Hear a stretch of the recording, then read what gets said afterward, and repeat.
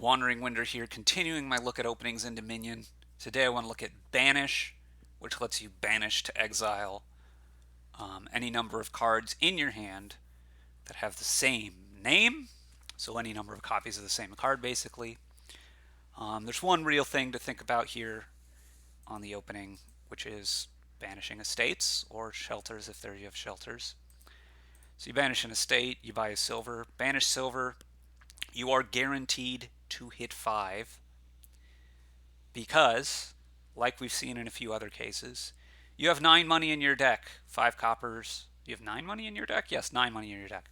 7 coppers and a silver makes 9 money. No way to split that between two hands that that does not make 5 one time. What are the stats here? Well, you're 100% to hit 5 at least once. You're 28% to hit 6. This is actually probably the dream draw, where you have silver, copper, copper, estate on either turn 3 or turn 4. You are a 1/6 chance to hit this on either turn 3 or turn 4.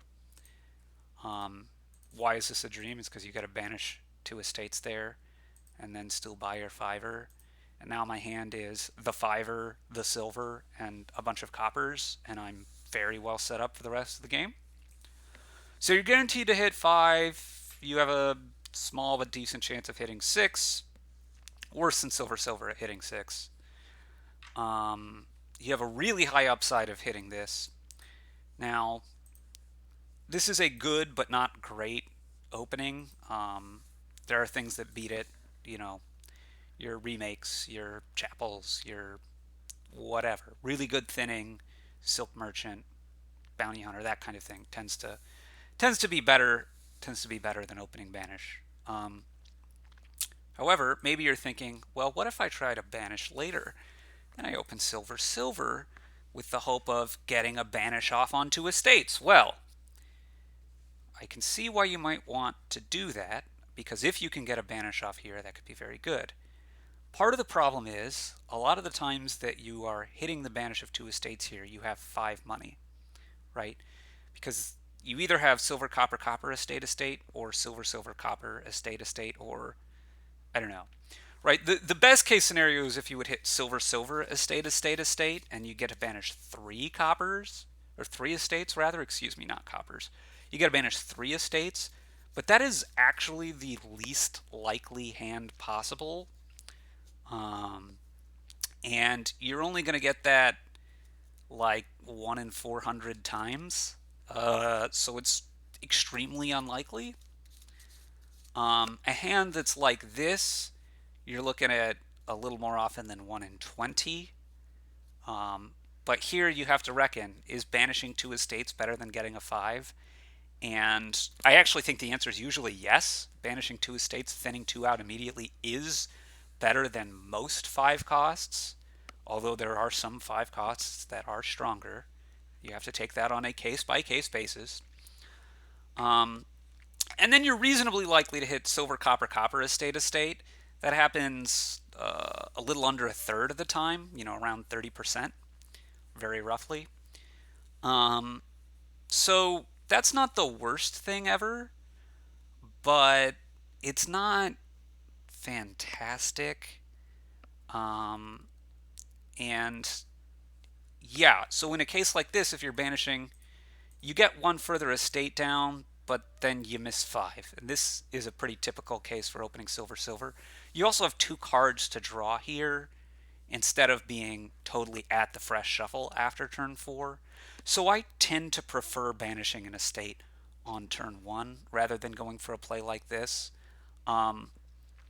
Potentially there are some cards that would be, as opposed to silver, that might lean you towards trying to do the banish a little bit later. But in general, I like doing it very early or not on turn 3 or turn 4. I like doing it either on turn 1 or 2, or conversely after I've drawn a bunch or made a bunch of money somehow with some kingdom card or event that I've gotten, right? Like Expedition Banish or something.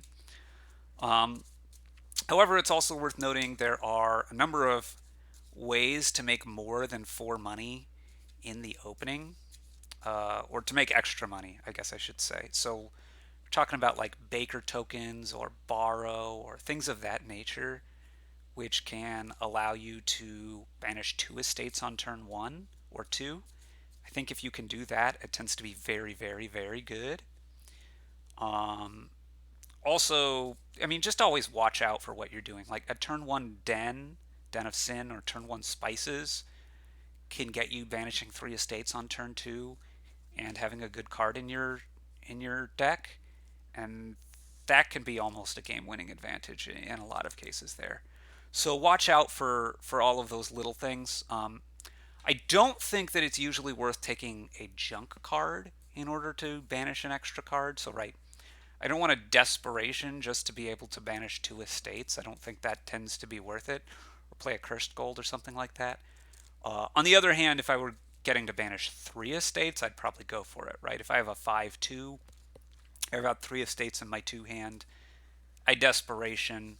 I buy that banish. I banish 3 estates, and I can deal with having a curse for it. So just keep all those little things in mind. But the big takeaway here is that Banish Silver is a reasonable, if not great, open. It's always going to hit U5, and has not that much uh, of a lower upside than playing for the bigger Banish later in a lot of cases. Yeah, thinning is good. Thinning without having to add a card and draw it first is really good. Thanks for watching.